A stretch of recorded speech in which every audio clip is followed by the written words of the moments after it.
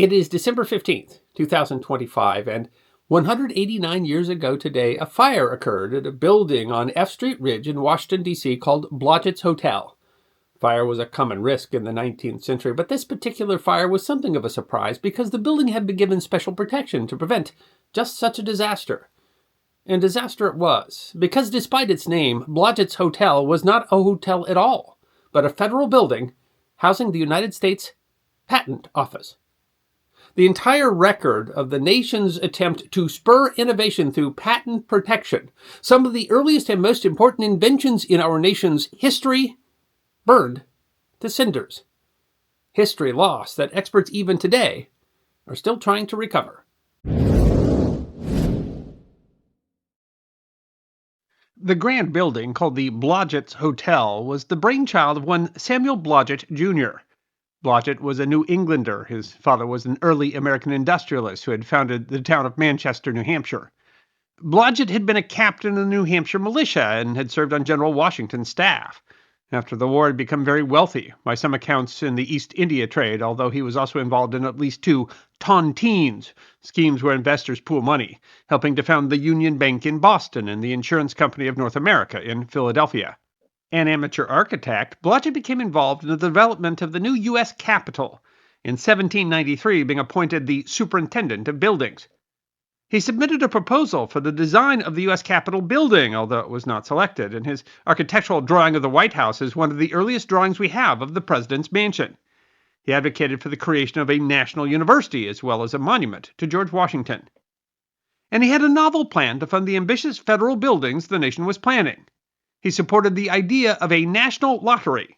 His scheme was to sell 50,000 tickets at $7 apiece. The lottery would have a cash prize of $25,000, but a grand prize that was even, well, grander. He proposed to build on land that he had acquired in the Capitol one superb hotel with baths, outhouses, etc., to cost $50,000. The hotel was designed by architect James Hoban, the architect who designed the new presidential mansion. The hotel would be the grand prize in the lottery. Stephen Hansen writes on the website Washington Chronicles, with a planned frontage of 120 feet, it would far exceed the size of any building at the time in America, and would be the largest privately owned building in Washington. The groundbreaking, Hansen writes, was attended by 1,500 people, more than 4 times the population of the city at the time. The grand idea, however, turned out to be a grand failure. Ticket sales were below expectations, and he was eventually unable to complete the hotel on time, and the lottery scheme collapsed. When the prizes were announced, he didn't have the $25,000 available to pay the prize. The failure cost him his position as superintendent of buildings, and his fortune was lost in his schemes. The once fabulously wealthy merchant wound up in debtor's prison. The grand hotel languished. The Library of Congress notes an observation by a stage passenger printed in a 1796 edition of the Washington Gazette. In riding through your city this morning, my eye was struck at a great distance with the word hotel inscribed in red letters upon the front of a magnificent building, half finished. Johnson indicates that the unfinished building was used as a theater in 1800, having temporary floors installed. It was, he writes, the first theater in the new Capitol. According to a historical marker on the former site of the building, it was the scene of the first theatrical performance given in Washington. Nonetheless, the building was still unfinished in 1810 when the federal government decided to purchase it, because the government needed room. Article 1, Section 8, Clause 8 of the U.S. Constitution vests in Congress the power to promote the progress of science and useful arts by securing for a limited time to authors and inventors the exclusive right to their respective writings and discoveries. The Patent Act, signed April 10, 1790, by President Washington, defined the subject matter of a U.S. patent as any useful art, manufacture, engine, machine, or device, or any improvement thereon, not before known or used. The statute authorized the creation of a commission to review patents and provided successful applicants with exclusive rights to their inventions for a period of 14 years, and fees totaling about $4 or $5. The first such patent was granted the following July. Jennifer Behrens, head of reference services at Duke Law School's J. Michael Goodson Library, writes in a 2015 edition of the journal Judicature. The first inventor granted a patent under this version of the Patent Act, which would be revised in 1793, was Samuel Hopkins of the city of Philadelphia, awarded on July 31, 1790. Hopkins received the first U.S. patent, signed by President George Washington himself, for his method of manufacturing potash and pearl ash, forms of potassium carbonate, which was commonly used in the production of soap or fertilizer. But there was a specific demand for successful application. Donald W. Hogan explains in a 1958 edition of American Heritage that 7 weeks before the last of the 13 original states ratified the Constitution, Secretary of State Thomas Jefferson, Secretary of War Henry Knox, and Attorney General Edmund Randolph became the Patent Commission. When they opened for business on April 10, 1790, they immediately established the requirement that a working model of each invention, done in miniature, be submitted as part of the application. The Patent Office originally had no designated building in which to house these models. Nate Smith explains in a blog post for the Library of Congress that the Patent Board was first housed with the State Department in New York City and moved with the government to the temporary capital in Philadelphia. A new Patent Act in 1793 dissolved the Patent Board and moved the Patent Office under the authority of the Secretary of State, whose offices moved many times in Philadelphia, and in times of yellow fever to New Jersey, until relocating to the new capital in 1800. In Washington, the office again moved at least 3 times between 1800 and 1810, with the last location at what was known in its day as the New Building, the War Office, or the public building west of the President's House. At first, this was a small issue. As an 1886 history published by the U.S. Patent Office explained, for 12 years, from 1790 to 1802, the entire work of the Patent Office was performed by a single clerk in the State Department, and all the records did not fit over a dozen pigeonholes. But that changed with the appointment by President Jefferson of Dr. William Thornton as superintendent of the Patent Office. Thornton was of a Quaker family born in the British Virgin Islands. Despite his obvious talent in the arts, owing to his practical Quaker nature, he studied as an apothecary and briefly practiced as a physician. Allen C. Clark wrote of him in a 1915 edition of the Records of the Columbia Historical Society. His eyes shone with intelligence, for his head was full of intelligence. He knew many things, and indeed he knew almost everything, and what he knew he was disposed to fully let everyone else know. In 1792, he entered the contest to decide who would design the new U.S. Capitol building, submitting a design said to have been inspired by the Louvre in Paris and the Pantheon in Rome. His design was accepted, although, like the other public buildings, subject to various revisions. He was appointed a commissioner of the Federal District, a member of the committee that had been authorized in 1790 to oversee the creation of the new federal city. He is considered the principal architect of the U.S. Capitol building and oversaw its construction.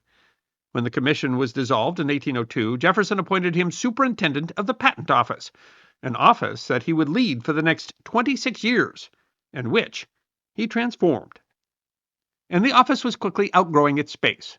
Congress recognized that the Patent Office would need its own dedicated building.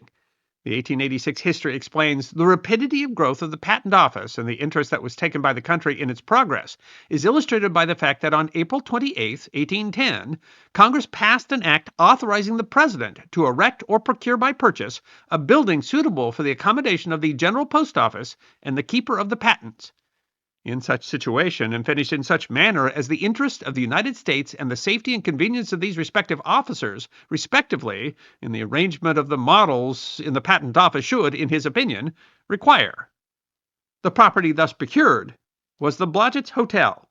Hogan writes, from the very start the models, the idea for which sounds like a Jeffersonian notion, becomes a tail that wagged the dog. Their number and bulk dictated the division's move in 1810 from an office in the Department of State to Blodgett's Hotel. The 1886 history writes that the sum of $20,000 is appropriated for the purpose expressed in the Act, and by an Act of March 7, 1812, a further appropriation of $9,553.91 was made to repair it.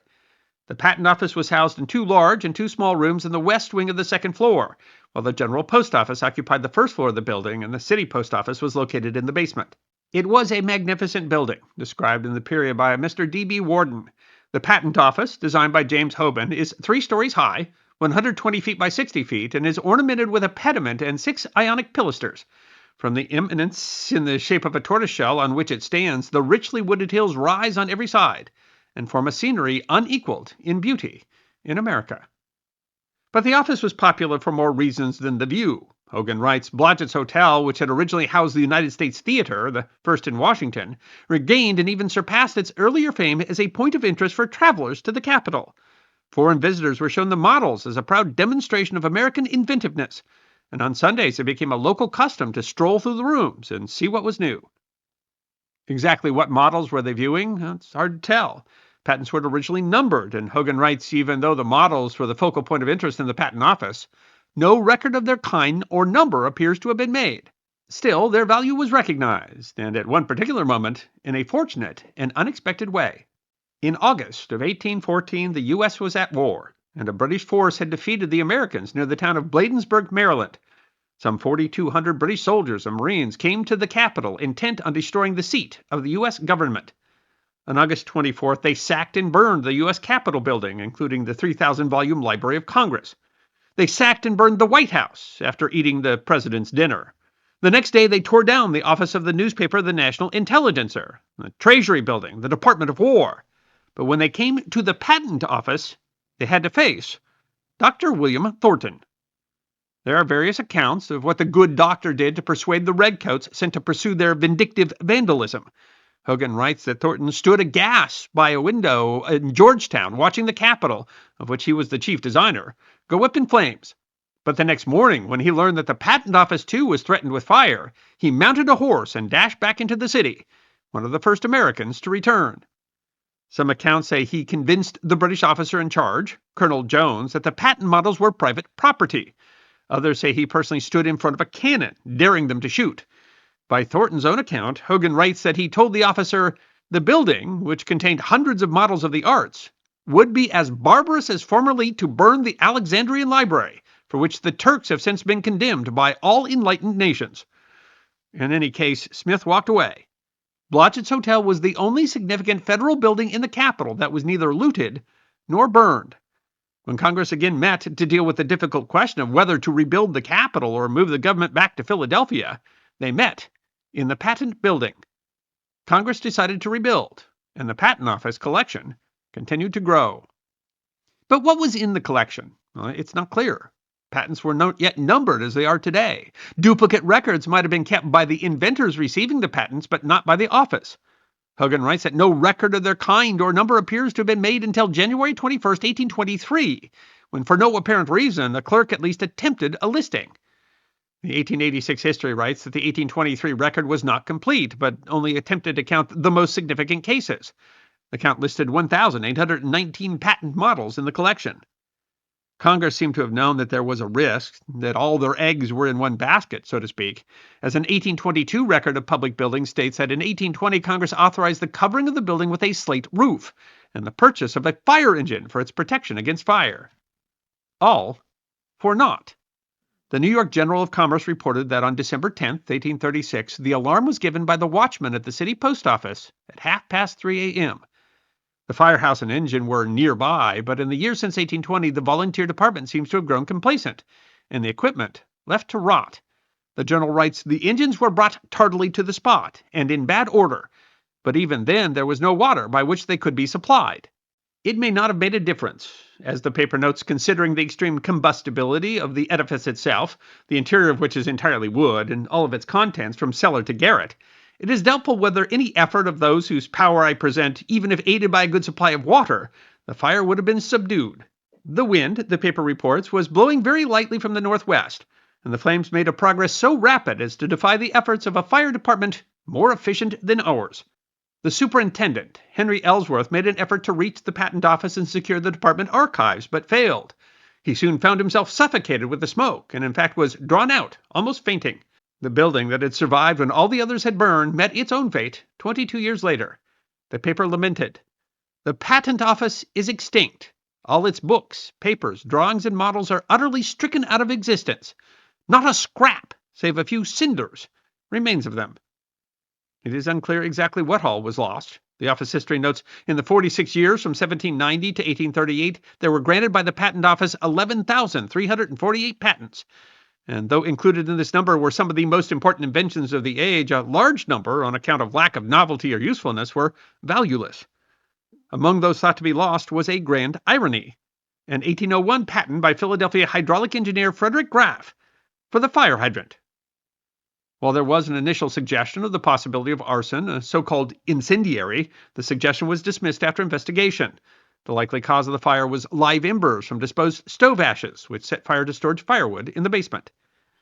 After the fire, the Patent Office was overhauled and became its own agency. A new fire-resistant office was built, now the Smithsonian Institution's American Art Museum and National Portrait Gallery. Models began to accumulate. In 1877, an estimated 76,000 were burned in a fire inside that building. In 1870, the requirement that a model be provided was made discretionary, and in 1880, the requirement was dropped altogether. A few were saved, but the vast majority of the collection was lost, destroyed, or sold to private collectors. Only some 10,000 of the models from the 19th century are now in the collection of the Smithsonian Institution. After the fire, the U.S. Patent Office started applying numbers to patents in the system with which we are familiar today, including retroactively applying numbers to those patents that were granted before 1836 that could be reconstructed, mostly by looking at the letters of patent that were held by the inventors themselves. Those patents were given numbers, but a suffix at the end, X, and some of those are well known, like Patent 72X, Eli Whitney's patent of the cotton gin in 1794. Altogether, the office was able to reconstruct about 2,800 patents. But according to the United States Patent and Trademark Office, employees and volunteers are still today searching through records and archives, trying to identify and reconstruct the more than 7,000 lost X patents. History lost, waiting to be found.